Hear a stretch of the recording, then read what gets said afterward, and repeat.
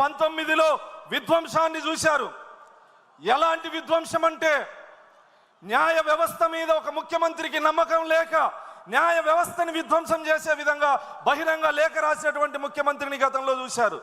శాసనసభలో ఉండి శాసన మండలి వ్యవస్థ మీద నమ్మకం లేక శాసన వ్యవస్థని రద్దు చేస్తానన్నటువంటి దుర్మార్గుడు. అదేవిధంగా జీవో నెంబర్ 1 తెచ్చి పాత్రికేయ స్వేచ్ఛను కూడా హరించినటువంటి దుర్మార్గుడు. అంటే ఏ వ్యవస్థని వదిలిపెట్టకుండా అన్ని వ్యవస్థల్ని నిర్మూలంగా శాశ్వతంగా నాశనం చేసినటువంటి దుర్మార్గుడు.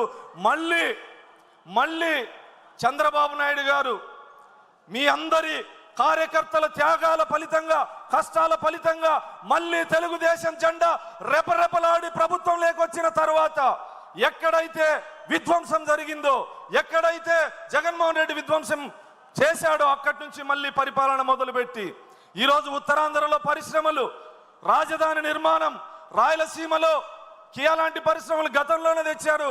మారుమూల నియోజకవర్గం కర్ణాటక బార్డర్లో ఉన్నటువంటి మడకశిర నియోజకవర్గానికి కూడా డిఫెన్స్ ఫ్యాక్టరీలు తీసుకొస్తున్నటువంటి చరిత్ర కలిగినటువంటి నాయకుడు గౌరవ ముఖ్యమంత్రి చంద్రబాబు నాయుడు గారు.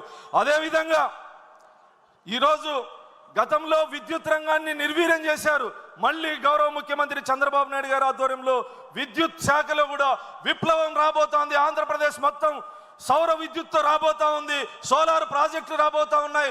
మా ఒక్క నియోజకవర్గానికే దాదాపు 15,000 కోట్ల రూపాయలతో 4,000 మెగావాట్ల సోలార్ విద్యుత్తు శాంక్షన్ చేసినటువంటి చరిత్ర. అంటే ప్రతి నియోజకవర్గంలోనూ అభివృద్ధి సంక్షేమం 2 కళ్ళుగా భావించి విధ్వంసం ఎంత స్థాయిలో జరిగిందంటే గతంలో ఎస్సీ, ఎస్టీ, బీసీ, మైనారిటీ, కాపు కార్పొరేషన్ని పూర్తిగా నిర్వీర్యం చేసి ₹1 రుణం ఇవ్వనటువంటి జగన్మోహన్ రెడ్డి పరిపాలన. మళ్ళీ గౌరవ ముఖ్యమంత్రిగా చంద్రబాబు నాయుడు గారు బాధ్యతలు తీసుకున్న తర్వాత మళ్ళీ అన్ని కార్పొరేషన్లకు జీవం పోసి ప్రతి కార్పొరేషన్ ద్వారా ఆయా కులాల అభివృద్ధికి కృషి చేస్తున్నటువంటి వ్యక్తి గౌరవ ముఖ్యమంత్రి చంద్రబాబు నాయుడు గారు. గతంలో పోలీస్ వ్యవస్థని జోబు సంస్థగా వాడుకొని ప్రైవేట్ సైన్యంలో వాడుకొని చేయనటువంటి దుర్మార్గాలు లేవు.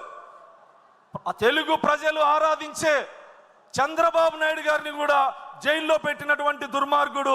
వేదిక మీద ఉన్నటువంటి అనేక మంది నాయకుల మీద, వేదిక కింద ఉన్నటువంటి కార్యకర్తల మీద అక్రమ కేసులు పెట్టి వేధించిన